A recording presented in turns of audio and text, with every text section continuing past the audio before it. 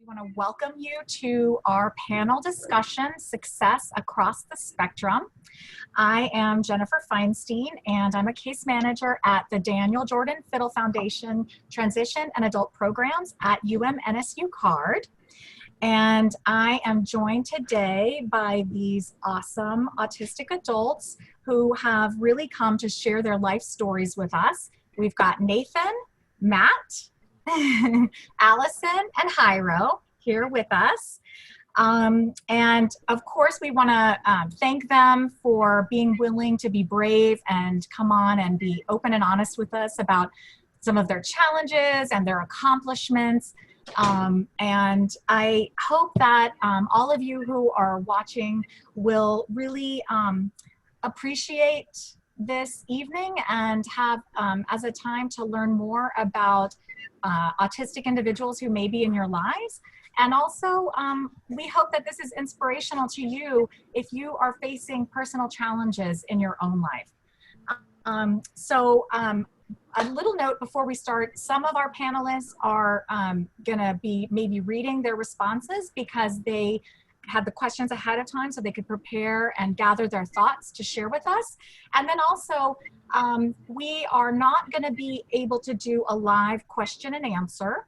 So we asked for questions when you registered so that we could be prepared, and we are gonna be getting to some of those questions that you shared with us. However, you can see in the chat, you could email Sylvia Gill at, her email address is in the chat. If you have questions after the panel that you want to share, and we can try to get some of those answers for you with our panelists.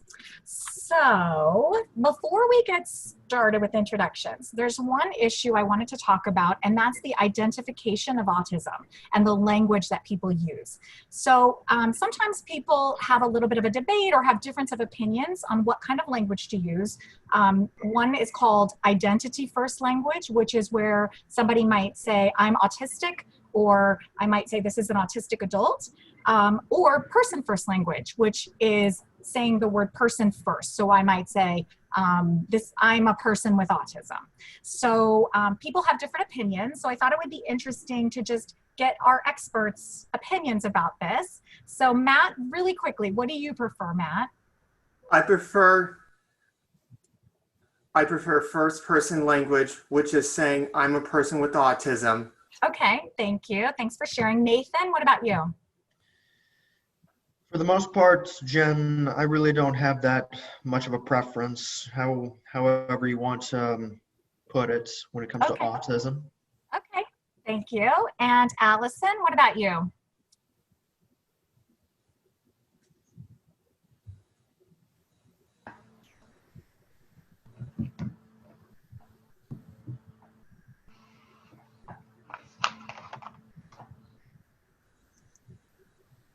Do you have an opinion about person first or identity first? First. What's that? Identity first. Identity first. So you would prefer to say I'm autistic? Yes. All right, awesome. Thank you for weighing in. And Jairo, what about you? I use both. I don't have a preference.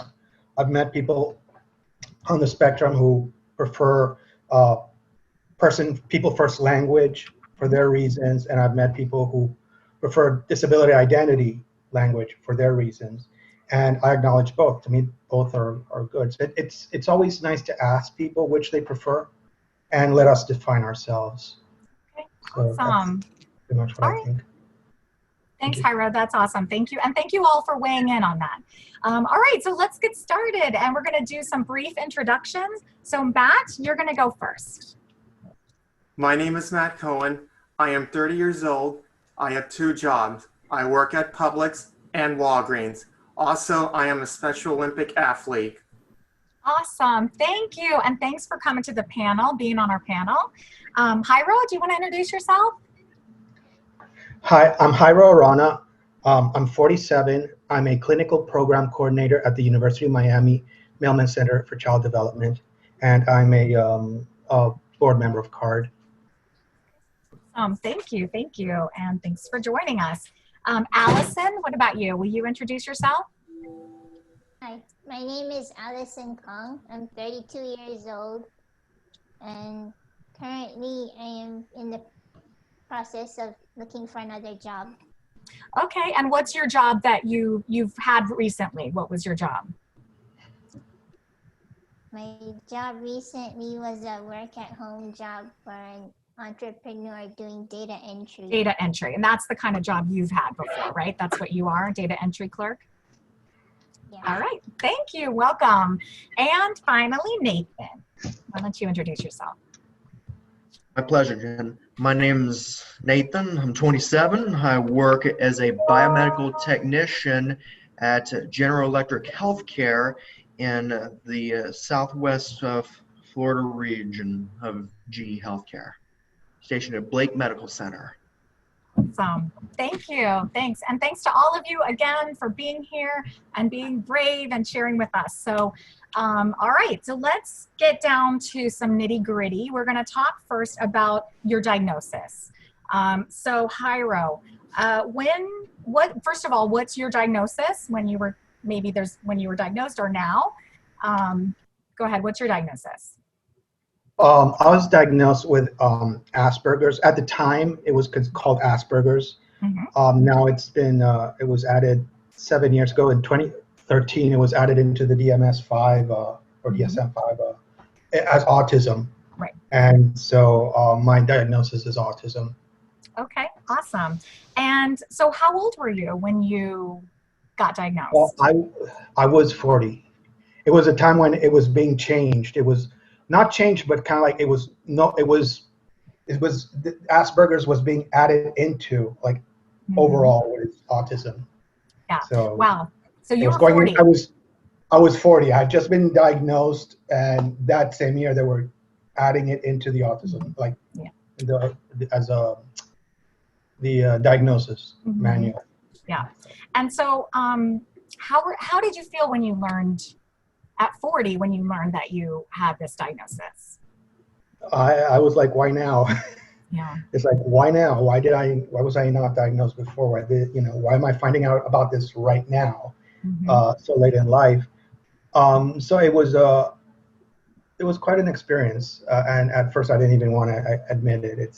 I was going through denial, I guess. It's like, no, I'm not autistic, whatever that is. So it was hard. It was challenging at first for me to accept it. Wow. And what about now? How do you feel about it now? I not only accept it, I embrace it. It's who I am. It's part of my identity. It's not the one thing that identifies me or that defines me, but it's one of many things that makes me who I am. So I accept it. It has its challenges, of course, right? But I'm okay with it, and I actually like it. I've had a chance to meet really awesome people too. Yeah. That's awesome. And how did you go? That's quite a transformation from when you first. So how did that happen? How did you get to this place? Well, shortly after I was diagnosed, my therapist recommended. It was the doctor who diagnosed me or my therapist. One of the two was like told my parents like go to UM-NSU go to CARD, and so we did. We went, the three of us together, and it was really I was like, I graduated from the University of Miami, so I'm like, oh, I'm back at my old college. Okay, great, awesome, great memories. And I'm like, wait, University of Miami, Nova Southeastern University Center for Autism and Related. As soon as I got to the D part, like, what? I don't have a disability. I'm fine. There's nothing wrong with my mind. I basically had some sort of bias towards myself. Well, it's like a bias towards disability, which ironically meant a bias towards myself. Like, no, I don't have a disability. I'm fine. And so it was very tough. I would go to programs at CAR, like, Social Gain and others. I did the Job Seekers program and other programs, but it wasn't until eventually I found out, thanks to CARD, I was sent one of many emails. One of them was regarding Project SALT, which is a self-advocate leadership training program, which is a 3-day leadership intensive for self-advocates, people with disabilities. And it's cross disabilities, and it's 3-day intensive. So I went to the Mailman Center. I did the program during the 3 days, and I met people with different disabilities. I'm like, wait a minute. I'm too I feel like a little too self-centered about my autism. And I started to realize, you know what? Yeah, I have my unique challenges, but all of us have challenges, and Mhm. I start to accept disability as it's okay. You know, it's That's yeah, I, awesome. it really changed my point of view about everything. So being involved in the community and the community Yes, supports. And we're going to talk more right. about that, everyone, too. Yes. All right. Well, thank you so much. Thanks for sharing Thank that, you. Jairo. Thank you. What about you, Matt? What is your diagnosis? I was diagnosed with autism spectrum disorder at the age 3.5. Okay, so you were diagnosed very early at 3.5. Do you remember how old you were when you found out about the diagnosis about autism? I learned about my autism diagnosis in high school when I started attending my IEP meetings. Okay, so you started your meetings, and I know we're going to talk more about the supports and how you coped as you were growing up. But what does your diagnosis mean to you now? It makes me a special person with limitation, but I like to try new things and do my best. That's awesome, and I think that is those are words to live by. I love that. Thanks, Matt. Okay, so Nathan, what about you?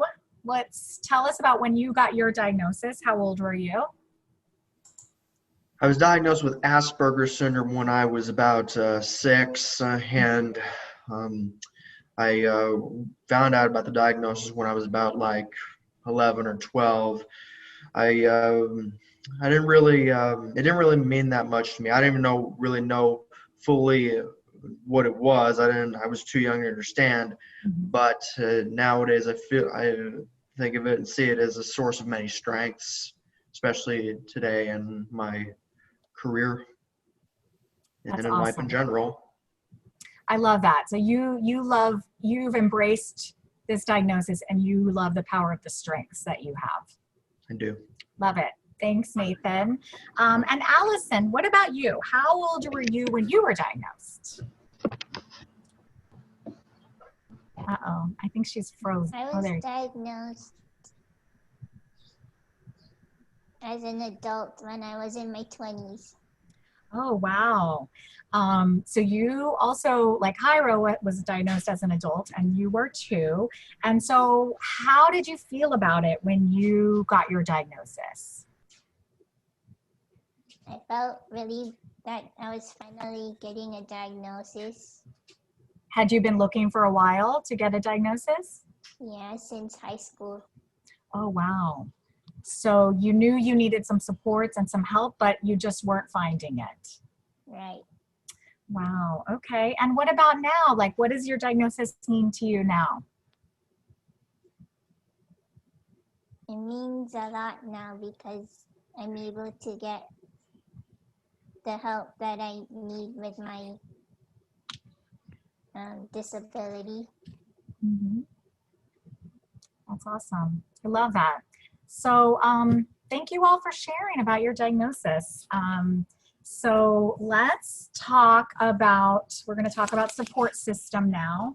So a support system is made up of people, individuals, or sometimes organizations who provide support, respect, and maybe care. So Matt, we're going to go first with you. So what supports did you get growing up, Matt? I attended Bowen Preschool. I had IEP support and speech and occupational therapy. Okay, that's awesome. So that's a lot of therapies that helped contribute to your successes. And what about, did you complete any programs after high school? Yes, I did project search at Memorial Hospital Miramar, vocational rehabilitation, the Dan Marino Foundation, and ARC Broward. Okay, that's awesome. And then who have been who's been a part of your support system, or like a mentor, people that have been helping you? My support system includes my mom, Sandy, and dad, Jack. I also receive assistance from Lori Wise, who was my second grade teacher and continues to support me. The organization UM-NSU card has also helped me. Awesome. Thanks, Matt. That's great. And what about you, Nathan? Do you remember some supports or therapies or anything that you got growing up? Well, supports include support growing up includes obviously my parents and a school counselor who was with me grades 1 through 12. A aunt and uncle who really gave me a hand when it came to writing a resume and tips with job interviews, and a big club group of people whom I and my parents scuba dive with. Oh, that's awesome. So like supportive friends through scuba diving, through an activity. Mm-hmm. I love that. That's really great. And it's something for people to remember that those kind of community supports, you know, sometimes they're natural social supports. And I know you went to college, right? What did you complete after high school? After high school, I've interned in a laboratory, and I also got involved in the engineering society at my college, Florida International University, which raised awareness and support for biomedical research. Wow, that's awesome. So you have a bachelor's degree, is that correct? Yes, and may I add, I also, while in college, I was also involved in senior design, where I and 3 other students made a medical device. Oh, that's awesome. That's pretty amazing. That's a good accomplishment. And then what about your support system? You mentioned your family. Do you have like a mentor or another person that's been helping you? Mentor wise, I don't really think I have a mentor per se nowadays. If I have questions, I think I just ask my parents. I don't really think I have a mentor. You know so to what? speak, Parents nowadays. are good mentors too. So that's awesome. All right, great. Thanks, Nathan. Allison. Hi. So what about you, Allison? I know that you found out as an adult when you were 20. What kind of supports have you gotten since then? Then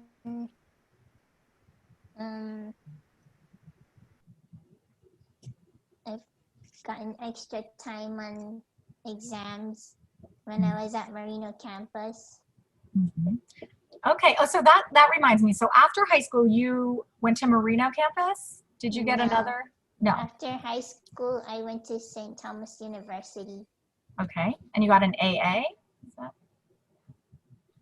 But I didn't graduate from there. I transferred from St. Thomas to Miami-Dade College, where I got my AA. Okay. Awesome. And then Merino?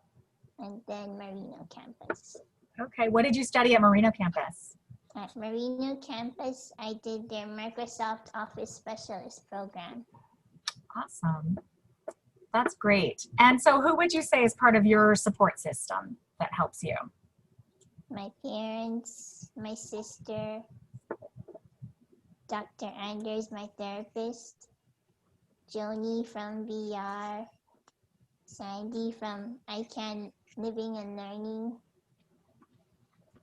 and people at CARD and Merino campus. That's awesome. So it sounds like you have a really great big support system. I love that. That's awesome. Thanks, Allison. Hyra, what about you? Obviously late diagnosis, so didn't have supports growing up. And after high school, you did a bachelor's degree, I think you told us. Yes, University of Yes. Miami. Okay. Yes. And what's your supports system? My support is my parents and my sister. Yeah. Family, and of course CARD and my workplace, because Mailman Center, we are dedicated to helping children with disabilities, and we use the lifespan approach, which is children become adolescents, adolescents become adults, and adults grow old into more mature adults. So we want to help people with disabilities throughout their life.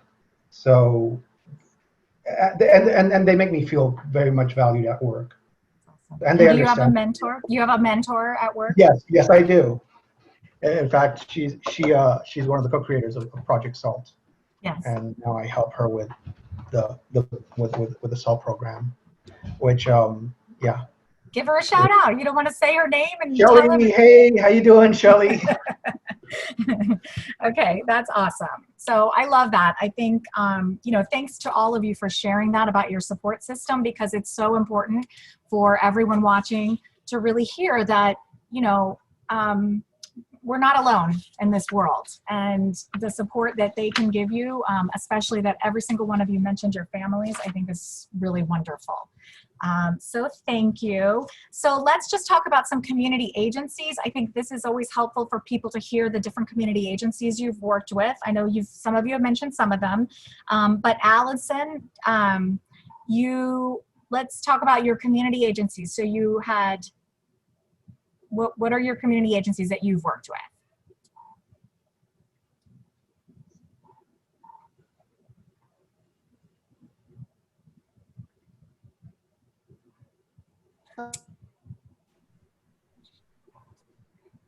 Okay, Allison, I'm thinking your screen is frozen, so I'm going to come back to you in a minute, and we're going to ask,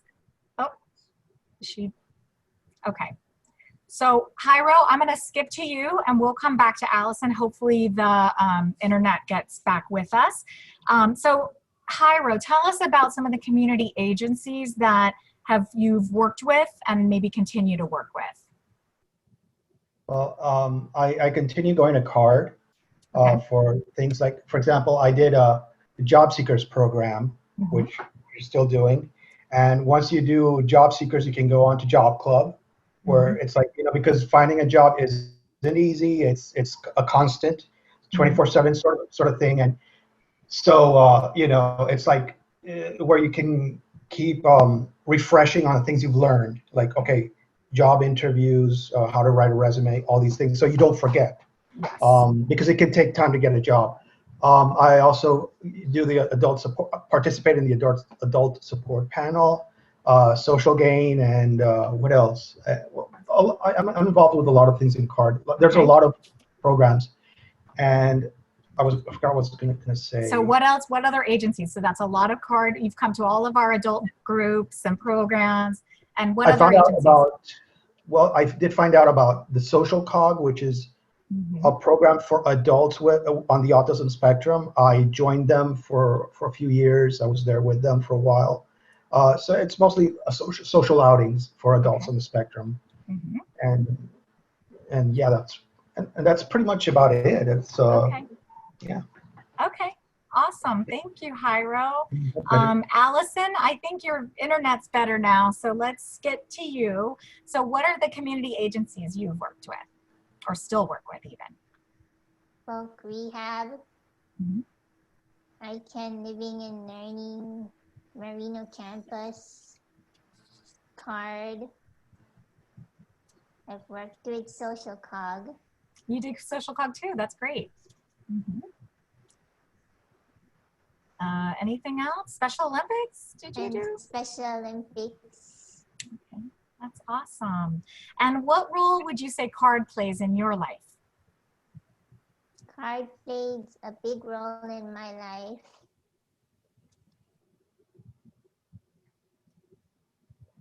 Do you want to share some of the things you do with CARD?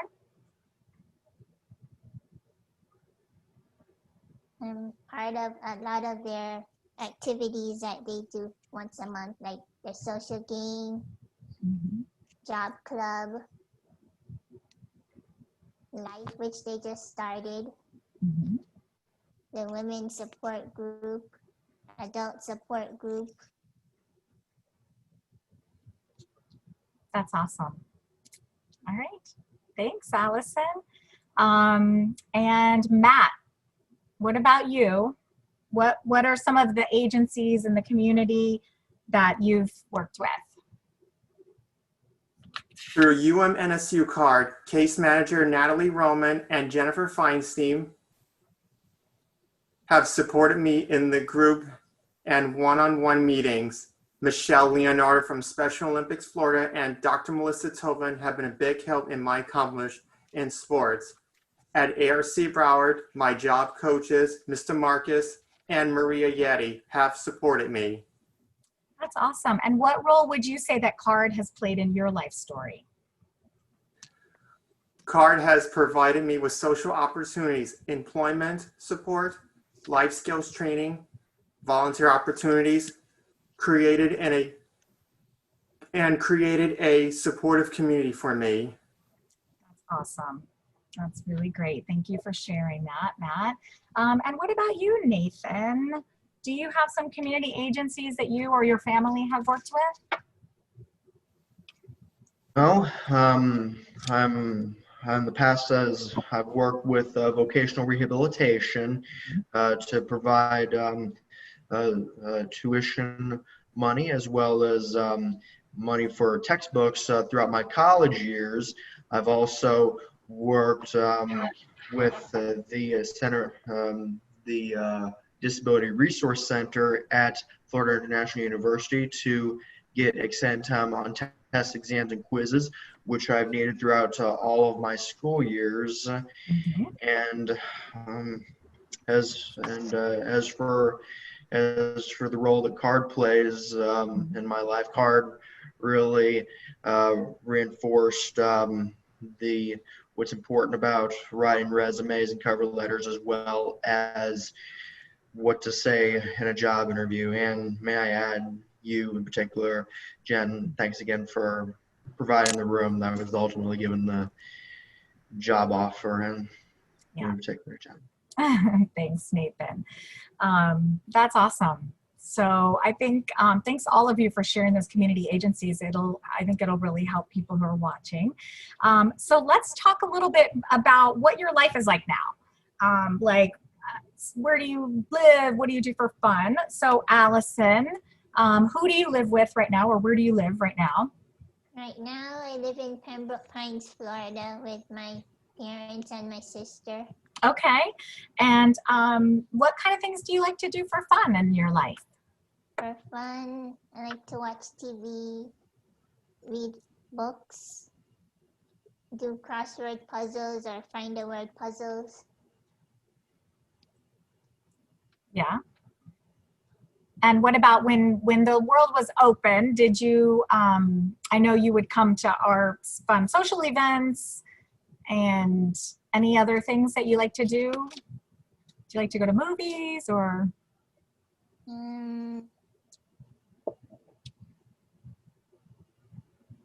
Before the pandemic, I used to go out on a date with one of my friends from Social Cog. Okay, so that's great. So that brings up making friendships. So how have you made friendships? Have these kind of groups, events helped you in that way? Yes. Yeah, okay, that's awesome. That's really great. All right, thanks, Allison. What about you, Jairo? Let's tell, where do you live and who do you live with? Well, currently I'm living with my parents. I'm working on that. Like my next goal is like I got a job, okay, full time. I do want to eventually start dating again, but in order to do that, I first have to move out.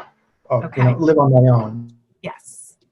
Because it's kind of awkward bringing someone home to your parents. Like, oh, we just met at a sports bar. I don't think women dig that either. But it's also, it's one of the things I'm working on. What I like to do on my free time is I really like to read. I don't go out much. I mean, before the pandemic, I used to go out a lot with friends. We'd go, say, bowling or go to the movies. But I've learned that I really like to stay home and read books. I love to read. I also like to write and draw whenever I, get the chance to draw. So, and I watch movies, TV shows at home. I watch a lot of Netflix. It's got really good shows too. Yes. Yes. Awesome. All right, cool. Thanks. And so for you making friends, is there a particular thing that helped you for making friends and maintaining friendships? Well, I think with social, with CARD and social cog, I was able to make friends, and then I've held on to those friendships, keeping in touch. It's been difficult with the pandemic though, and then sometimes, and I'm working from home right now, so, and sometimes I get a little exhausted, like I get a little stressed out, overwhelmed, but I do, whenever I have the time to, chat with friends, and now we just, I've rediscovered FaceTime. It's like, okay, let's all meet through FaceTime, not just me and this one other person, but like we invite other people to join in, and then now we're able to meet virtually. And sometimes we don't do much. We're just like as if we were in the same room and just, someone's doing her nails, the other guy's watching a game on TV, and it's like everyone's doing their own thing, but at least we're together. So it's kind of like a way of keeping company. Yeah, I think we're all doing that right now with the whole pandemic. So, yeah. Okay, that's awesome.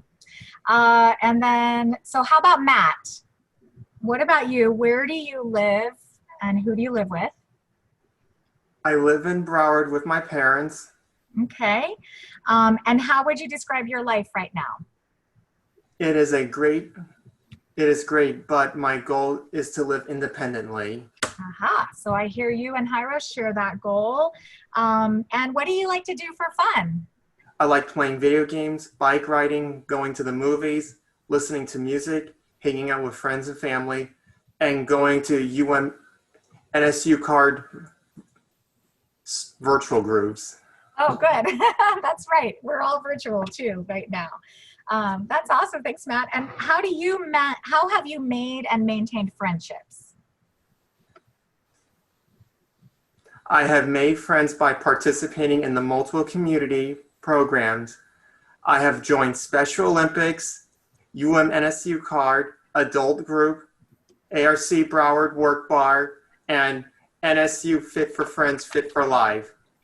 These programs provide me opportunities to meet new people, to learn how to stay in touch, and work with my social skills. Oh, that's great. That's awesome. Thanks, Matt. That sounds great. And then Nathan, what about you? So why don't you tell everyone where you live or who you live with?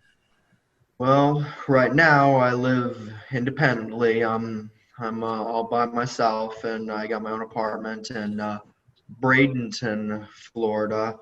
I'm just I got since becoming a full-time GE healthcare employee, I've relocated to the Gulf Coast rather than the East Coast of the state. So. Wow, that's awesome. So it sounds like that was a big goal that you achieved, to live by yourself. Did you just, is this your first time having an apartment, or have you lived alone before? I've been living alone for about a year now, ever since well, I'd say like about a month after officially started working for GE Healthcare, I got my own apartment and started living independently. That's awesome. Congratulations. And so what do you like to do for fun in your life? For fun, I like to bike ride, go kayaking. As I mentioned, I scuba dive with a big group of friends. I haven't done it in a while, but I also snow ski and I kayak as well. And the waters, like in the mangroves and off the in Florida's natural habitat, as well as out in the ocean. That's really cool. And so it sounds like we kind of talked about before, that one of the ways you've made friends is by doing these activities that you're interested in. Yes, as well as attending other events, such as before the pandemic, I did start to network with my peers at GE Healthcare by going to social events, dinners, barbecues, as well as also back at college. I've also attended events and barbecues and social get-togethers in the engineering society, the biomedical engineering society. be more Yeah, so specific. it sounds like you like socializing. Yes, You're a do. social guy. Sure. Yeah, that's awesome. So that's great. And I love that you mentioned using work as making social opportunities. It's another benefit to working. I don't know, Jairo, have you found that as well, that working increases your social opportunities? Yes, it does. It Yeah. does. I've been able to, make friends at work, and we get to talk and have work lunch together. That's awesome. Mhm. So That's awesome. it's expanded my world, and That's great. kind of like my whole kind of like social life. So Yes. it's been really good, Yeah. and That's awesome. and you get to see that you're not the only one who feels a certain way about, like, the stresses of work. You get to see that you're not alone, and kind of like, like, I have a deadline. It's like, hey, join us for Yes. lunch. It's like, I can't. I have to finish this. Oh, okay. No, it's not personal. He's really got to meet that deadline. So it's fun. That's It's awesome. hard work. It's a responsibility, but I Mhm. enjoy it. Okay, that's great. Well, thank you guys for sharing about that. I think you guys have some awesome full lives. And I know during the pandemic, it's hard because we're mostly meeting socially like this, but everyone on the planet is in that same boat right now. So, okay, so now we're going to talk about a topic that's a big topic among, actually, I was going to say among autistic adults, but actually it's a big topic for everybody, and that is dating. So this was one of the audience questions, wanted to know about dating. But so Allison, why don't you start? Are you dating? Are you dating? Are you interested in dating, or have you before? In dating. Okay. Yeah. And is that something that you enjoyed, and are you looking forward to dating again? Yeah, although currently, since the pandemic, we've been doing our dates through Zoom. Oh, yeah. So online dating. Yeah. Cool. That's awesome. All right, great. Thanks, Allison. Nathan, what about you? Any dating in your past or future? Well, right now I haven't really been on any dates. I may be a full-time employee at GE Healthcare, but I don't think I really have the time or the money right now to keep a girlfriend happy. And let's just say I have a dream of relocating somewhere, and I want to complete that relocation before I start looking for a girlfriend. Okay, I think but I maybe may do that. sometime in the future. Yes. Okay, I like that. I think that sounds like planning. So that's always a good thing.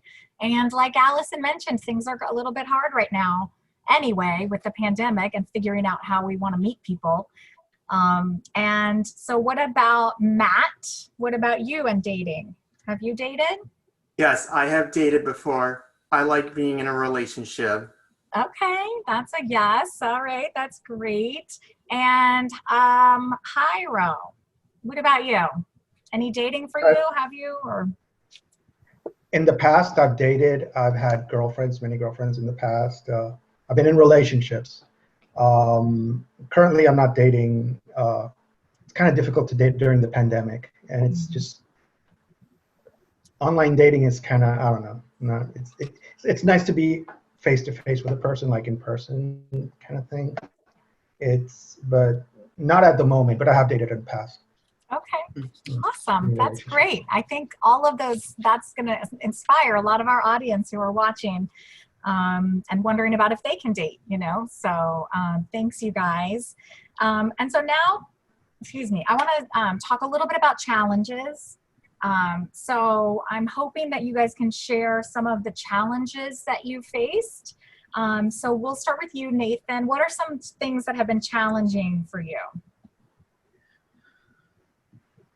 Well, throughout my school years, I mentioned before that I get extended time on test exams and quizzes. I'm very meticulous about detail, and I strive for excellence in everything that I do. I think with my autism, I have a very broad sense of thinking. So because I'm meticulous about detail, I may need to narrow things down with a question as to what the question is asking, and to give the best response, it takes me more time, and I try not to leave any detail out.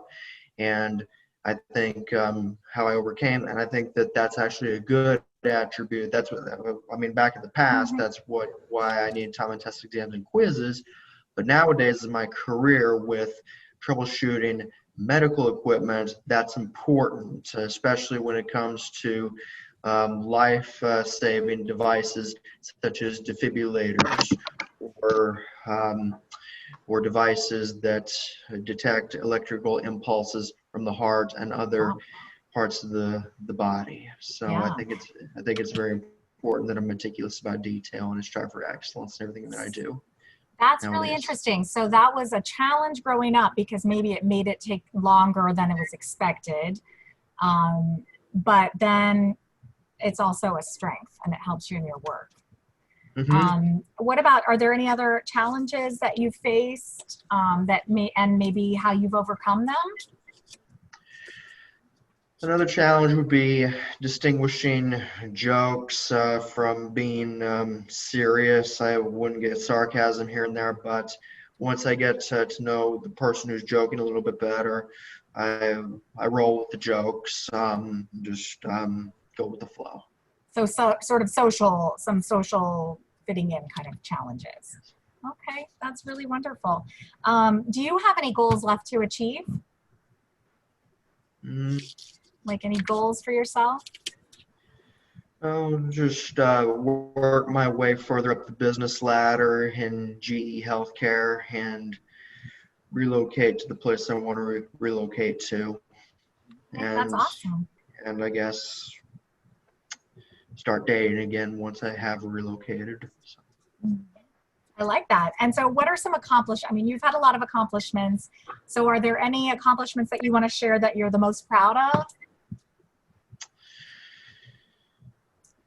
Getting a nitrox certification in scuba diving, graduating cum laude from Florida International University with a Bachelor's of Science in Biomedical Engineering, securing a full-time position within General Electric Healthcare, and living on my own independently.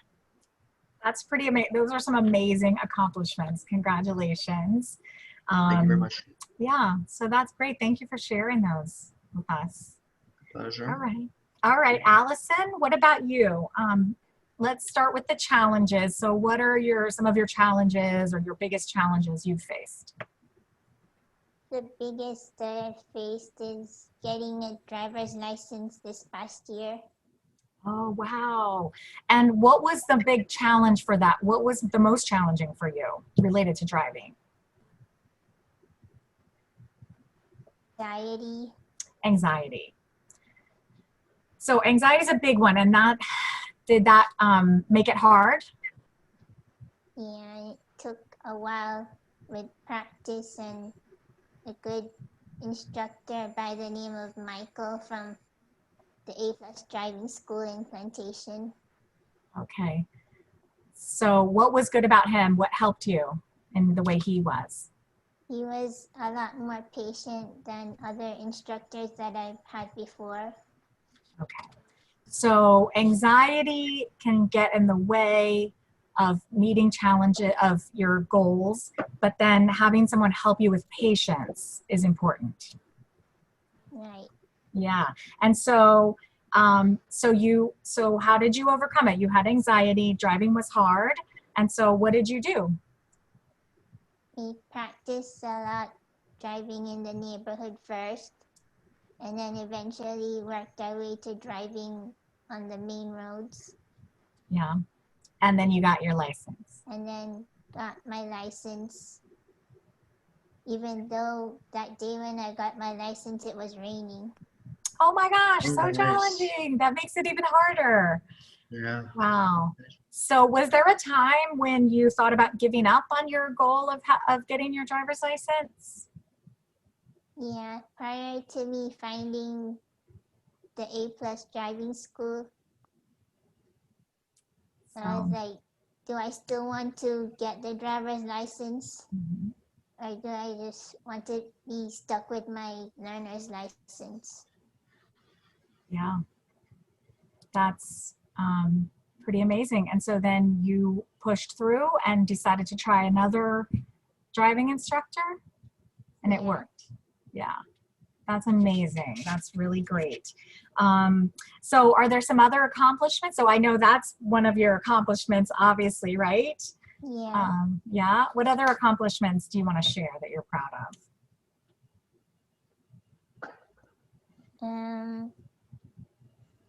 I was a volunteer at Broward County Library, the Miramar branch. I got the President's Volunteer Service Award at both the silver and gold levels. Wow. That's awesome. An excellent volunteer. And I also competed in Special Olympics in track and field and won multiple ribbons. That's amazing. Congratulations. Anything else? Any other accomplishments that you're proud of?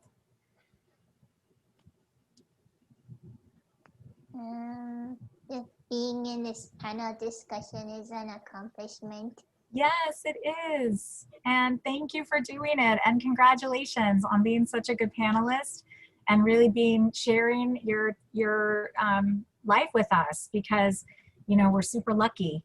And I think everyone watching is really lucky to have you all to share your experiences. And congratulations, Allison. And I also know that you have had some jobs where you were very valued, and sometimes the job lost funding. Where was that? What was that job that you had? The job that I had was at the Miramar Pembroke Pines Chamber of Commerce. Yes, exactly.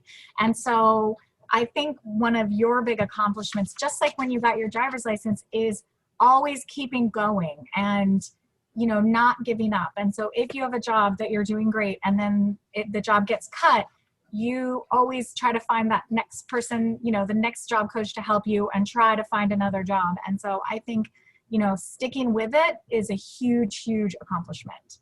So congratulations to you, Allison. Thank you. Yeah, thank you. Okay. Hi, Ro. Hello. Hi, hello. Let's talk about, what do you think are, like, what would you say are your biggest challenge related to autism? Your biggest challenges? Well, the challenges, well, I think having gone undiagnosed, I went through a lot of challenges, like with, you know, I did have meltdowns. I did get bullied a lot in school, middle school, elementary and middle school. So those were the challenges I experienced. And also employment. It's, you know, so that was also a bit of a challenge for me. So I was kind of like floundering. And it's like, so it was tough. Yeah. Yeah.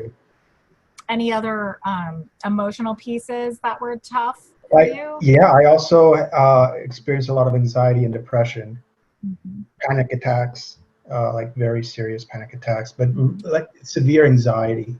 Wow. So, I mean, it also affected my eating habits. Like I just couldn't eat. Like I'd eat and then I'd throw up. I'd just, you know, Wow. I'd get sick. So it was like intense, very intense anxiety. Yeah.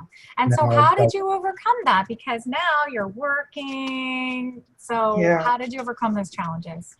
Well, I have a good therapist Okay. and the doctor who diagnosed me, and I do take medication.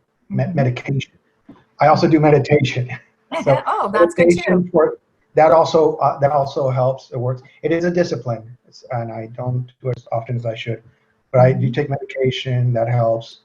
I also feel that being employed full time has helped me a lot because now because you always feel like the stigma if you're not employed, and then it's like, and it's tough. It's not that it's your fault. It's not that you're not trying. You are trying, but it is tough, and then that makes you even more depressed if you're unable to secure a job, or sometimes you do work but you don't get paid, and you're like an internship. It's like, come on.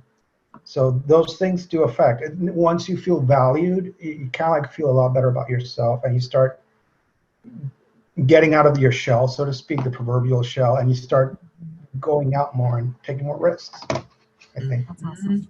That's amazing. Yeah. Thank you so much for sharing. Pleasure. Thanks.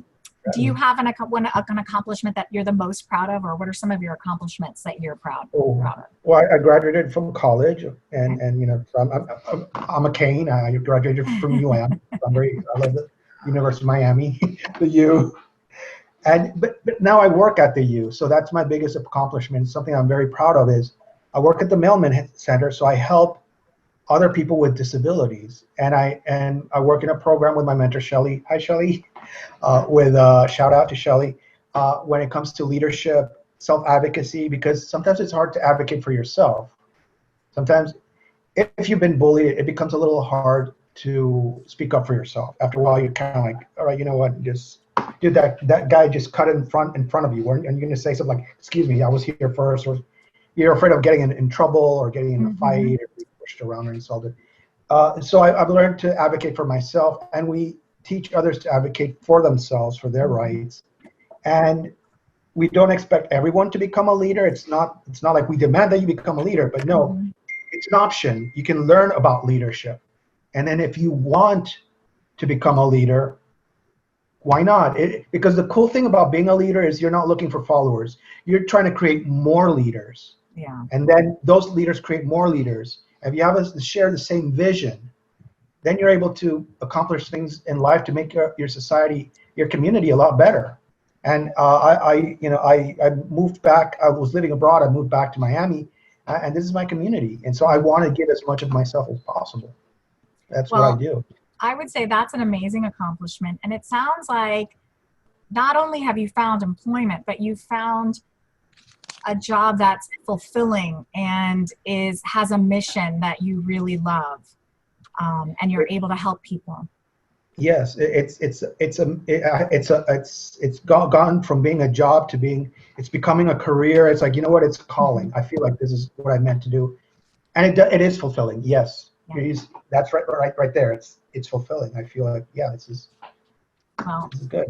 That's an amazing accomplishment. Congratulations. That's something that almost everyone in the world is looking for, I think, in their lives, and to be able to have, something that's a career that makes money and then also feels good and makes you feel great is, the dream. So congrats, Ira. Thanks for sharing. Thanks.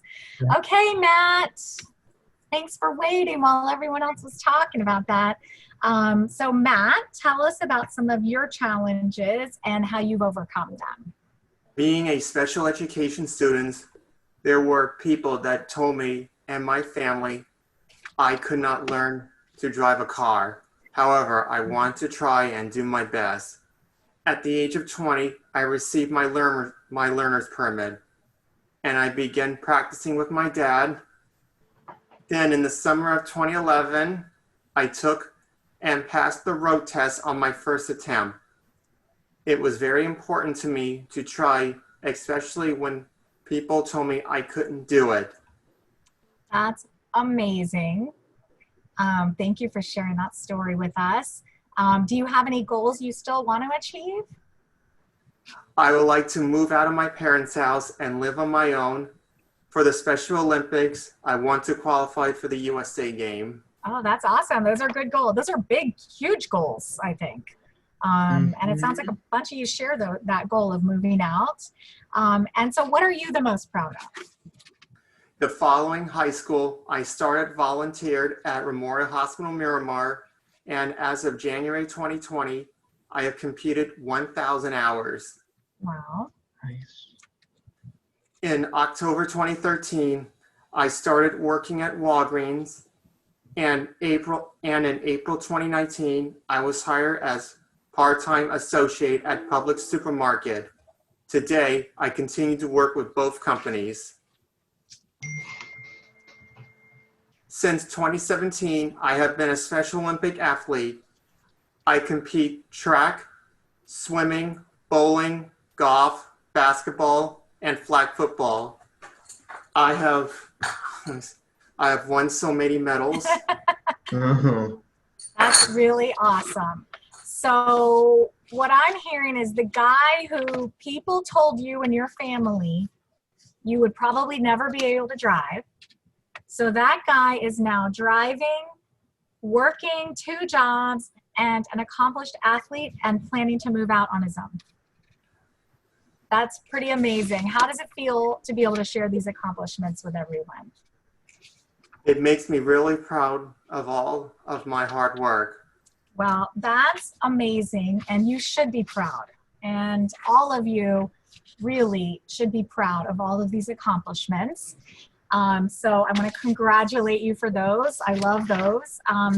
So now we have some questions. These are the questions that were submitted by some of the participants beforehand when they registered. So we're not able to do all of them, but we're going to answer some of them because there are some really interesting questions here. So the first one, I think, is going to be for Nathan and Allison. So we'll do Nathan first. Being autistic, was it hard to find a job? And when you were turned down, how many tries did it take for you to actually get a job? So why don't you start, Nathan?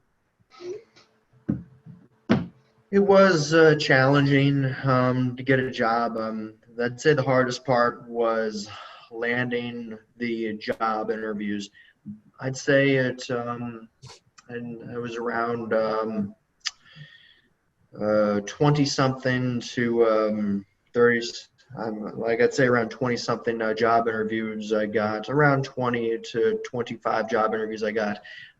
Big streak of job interviews after reaching out to HR or talent acquisition at each company. And I think the icing on the cake, the icing and cherry on the cake was telling the job interviewer that I'm autistic. So, and I think you figured that out after we talked a little bit about disclosure and sort of learning how to do that. So you actually disclosed, and that's actually the job you got, right? Yes. You disclosed your disability. Yes. I mean, I never really presented as a disability to job interviewers. And I don't think I'd really classify it as a disability because I think abilities with my autism anyway, I think abilities well outnumber disabilities. That's awesome. Thanks, Nathan. That's great. And I think that's good information for people to know about too, about disclosure for you. Allison, you also wanted to answer this. So is it hard for you as an autistic woman? Has it been hard to find a job? Would you say? It's been a challenge to find a job that suits me because most of the jobs I've seen, they want people that can use the phones and multitask. Mm-hmm. So, and those are some challenges for you. Right. Yeah. So what's cool about that, what you just said, is that you have learned about yourself. And so it sounds like you also know where your strengths lie and which things are more difficult. Right. Yeah. So, but as you said, it's hard to find a job that fits that. Yeah. Yeah. Were you turned down a lot when have you been turned down for interviews and things a lot? Yeah, like when I've applied, I don't usually hear back from them. Mm-hmm. Yeah. And that's very frustrating. So you've done a lot of applications and not heard back. Right. Mm-hmm. Okay. And the question is asking how many tries did it take to actually get a job? Would you say it's a lot of tries? Yeah, a lot. A lot. And also you've mentioned earlier that you've had the help of your job coach too. Yeah. So awesome. Thanks for sharing. So Nathan, you wanted to take this question. Somebody asked, what would you like people to know the most about what it's like to be autistic? Well, when it comes to being autistic, your brain does look and is wired differently. Like with me in particular, I have extraordinary memory when it comes to remembering when things happen throughout my life, down to the month and year for the most part, the month and year during which they happen, many years later after which they have happened. I also have a high sense of logical and factual thinking and a high sense of conscience. I also, as I mentioned, I strive for excellence in everything that I do, and I seem to have a real exceptional focus with things, especially things that I'm passionate about. So I think, as I said before, strengths well outnumber weaknesses when it comes to autism, I'd say most of the time. Okay, that's awesome. Thank you. And then here's a nice question. Matt, I'm going to ask you this one, Matt and Allison. So Matt, what's your most memorable memory? In 2013, I have traveled with the Friendship Circle to Israel with the Birthright organization. It was an amazing experience. Wow, that's amazing. How old were you? 23. Oh, that is so great. That does sound like an amazing memory. And what about you, Allison? What's your most memorable memory? Most memorable memory would be traveling to Hong Kong and Taiwan. Wow. Did you go with your family? I went with my parents and one of my aunts. That's awesome. That does sound like a great memory. And our cousin from Scotland joined us Oh, that's so to cool. help translate for us. Mm-hmm. So that's really cool. And it's interesting, you both shared travel memories. So I think, you know, those are some powerful memories, those beautiful travels. So thank you for sharing that. What were the most challenging times as a child that you remember? Allison, what were the most challenging things when you were a child that you remember? As a child, the most challenging times that I remember is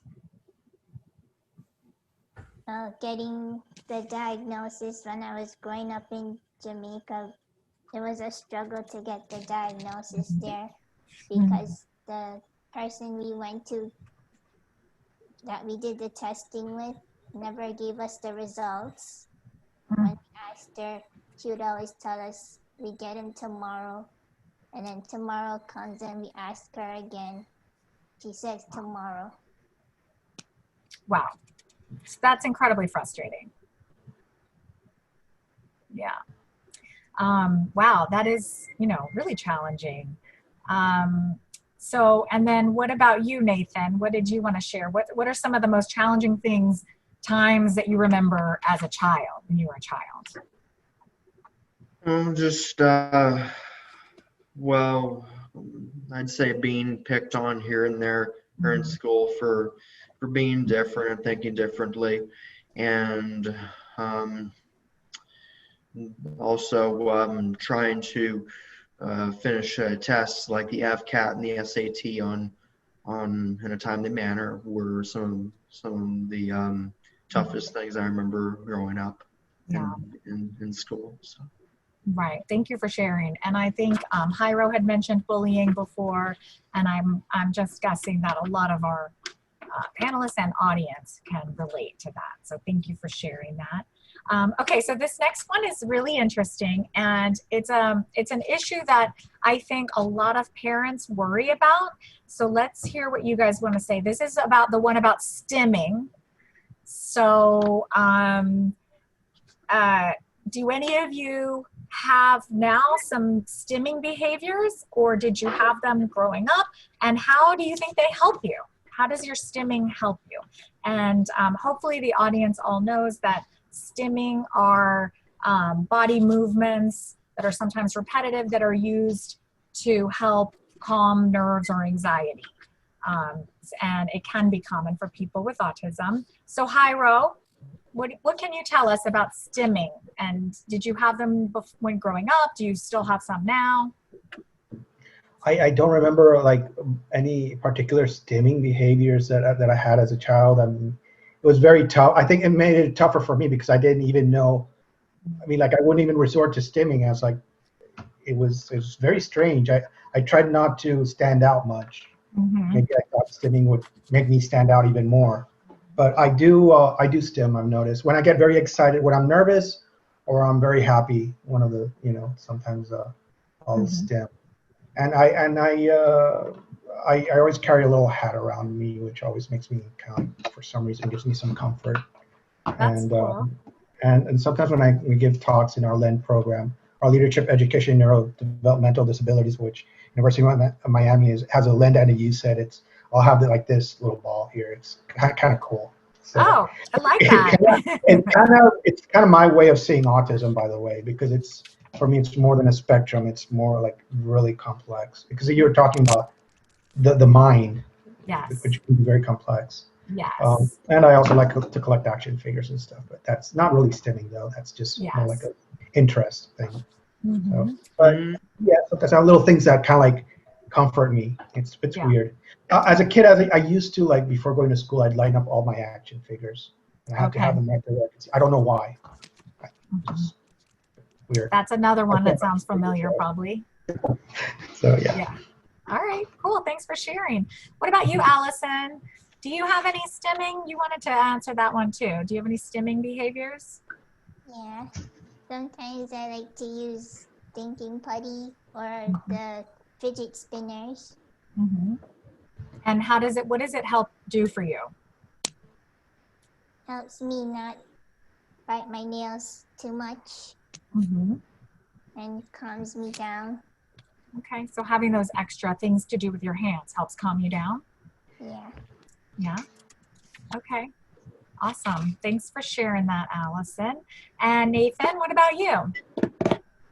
Well, ever since I was really young, I've always jumped around to release like excited energy. I still do it sometimes, probably not as much as I used to. I may do it unintentionally and not realize it, and I may also rock in a chair while sitting. I may do it unintentionally and not realize it. And I also those are just two of the primary methods I have had of releasing mostly either excited or anxious or nervous behavior or energy, I should say.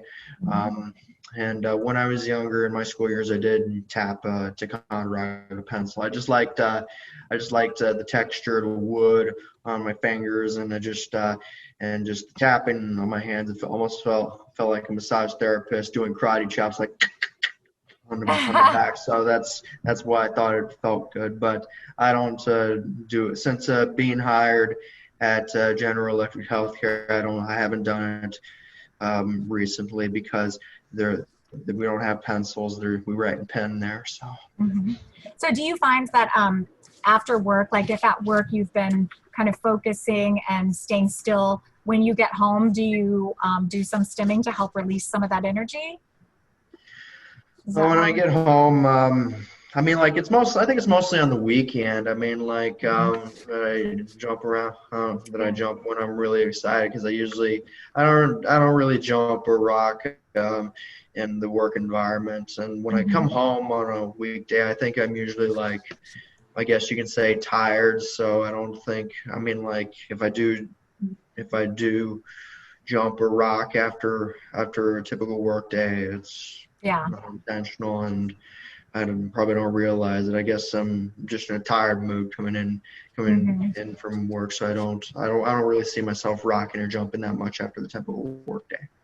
Okay, well, thank you so much for all of you for sharing that, because I think, like I said, some of the audience might have younger kids or might worry about those things, and I think it's really awesome for them to know that it is normal and it is something that actually helps you and can help you relieve that tension or be calm. So thanks to you guys for sharing that.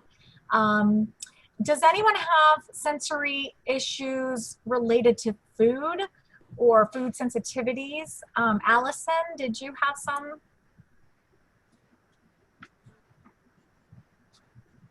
Don't have any food allergies, but I am picky when it comes to food. Okay. Is there anything in particular? Is the smell, or is it the feel in your mouth? Like, what kind of pickiness do you have?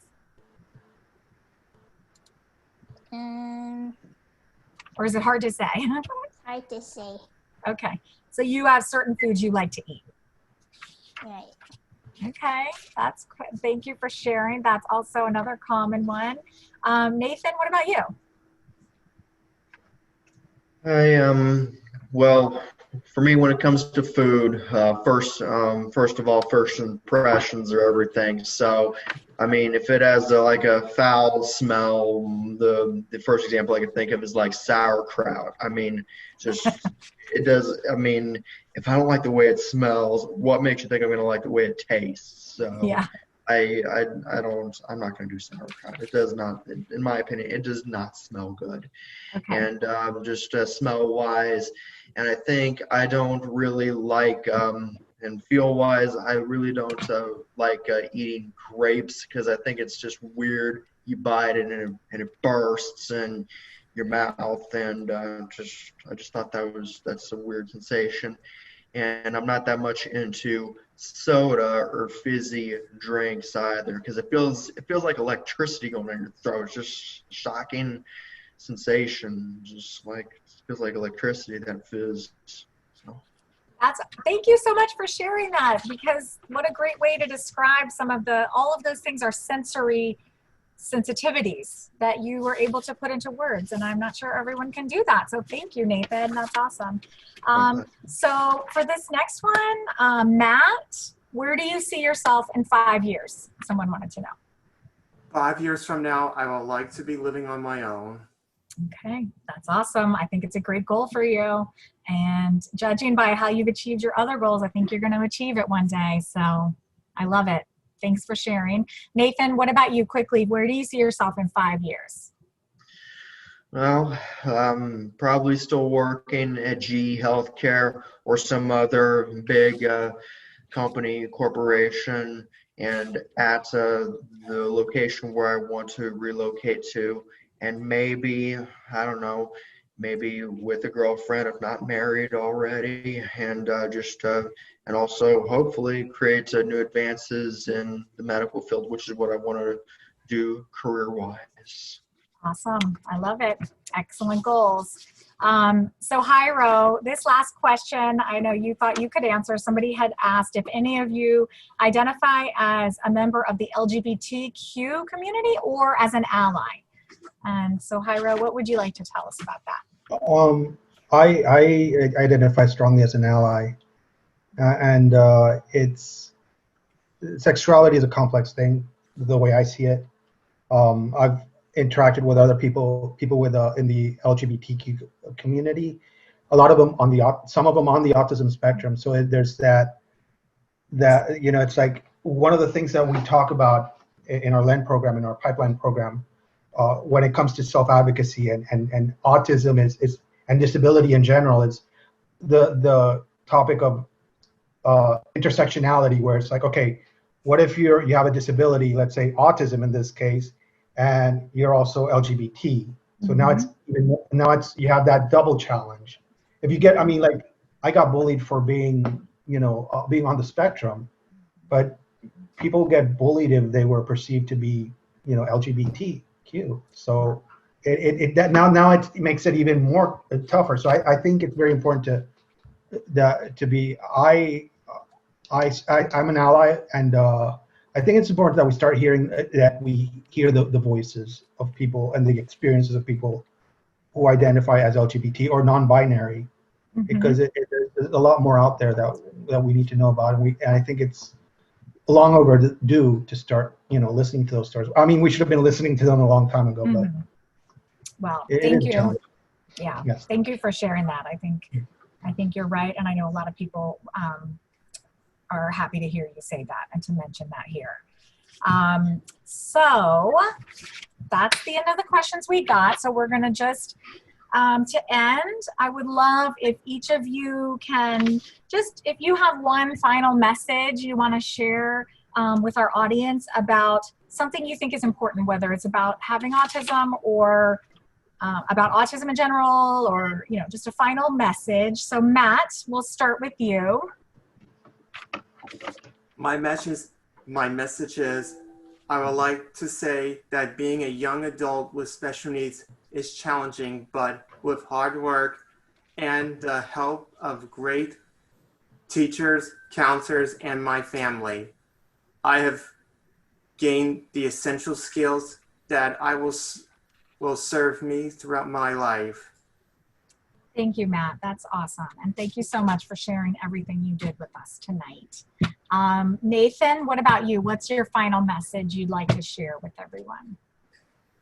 Oh, for autism, just as I keep saying, I think like maybe a large majority of, if not 97% of the time, strengths will outnumber the weaknesses. So I would say just look for the strengths, and anybody who's autistic, they're unique and they can contribute extraordinary things and accomplishments to the world. Thanks, Nathan. I think that's wonderful. Thank you for that message. Hyro, what about you? What would you like to say to end up? I think what I'd like to say is best said by someone I want to quote right now. As I said, I've been watching Netflix, and during the pandemic, I binge watched a show I really like. But the quote goes like this: I may not be the fastest, I may not be the tallest or the strongest, I may not be the best or the brightest, but one thing I can do better than anyone else, that is to be me. And anyone wondering who said that? That was Leonard Nimoy. Ah, that's awesome. Like Mr. Spock. Mr. Spock. He's a smart man. He said that in For the Love of Spock, the documentary I saw on Netflix, which is basically, it's Spock, Star Trek, Netflix. Awesome. Which is basically him, but he's also a Vulcan. It's like, wait, he's like this alien. Oh, there we go. And sometimes I'm like, wait, it's like, oh, how come you don't understand me? I'm me, you know? It's like, it's just me, you know? It's you. It's like, well, I'm me. That's a powerful message. But what he says is that, that one of the things that Leonard Nimoy says, that's all I ask of myself, is to be the best I can be of me, because I am unique. There's no other me. So, you know, there's no one else who has my abilities, talents, and yes, whatever little flaws that make us a little kind of like interesting or whatever, you know. That's awesome. the spice of life, I think. Is what, I think you're right. The proverbial spice of life, or whatever the expression is. But thank you, Hyro. Thank you. And thank you for sharing you with all of us, for being you and sharing you tonight. Thank you. And so, Allison, you're gonna Allison, you're gonna have the last word. So, Allison, what would you like people to know? To know that it's okay to have an autism diagnosis, and that CARD is there to lend help and support. Thanks, Allison. And so we're going to end on those wonderful words from this brilliant group of panelists. You guys are brave. And, you know, I hope that our audience, we had a lot of people watching, and I know that they all would be inspired by you all. So we all at CARD want to thank you for participating and sharing so much of yourselves with us. And I want to say to everyone watching, thank you for coming. And if you have questions that you want to submit afterwards, you can get the email address for Sylvia Gill and send an email. And otherwise, we're going to just sign off and say good night. So good night, everyone.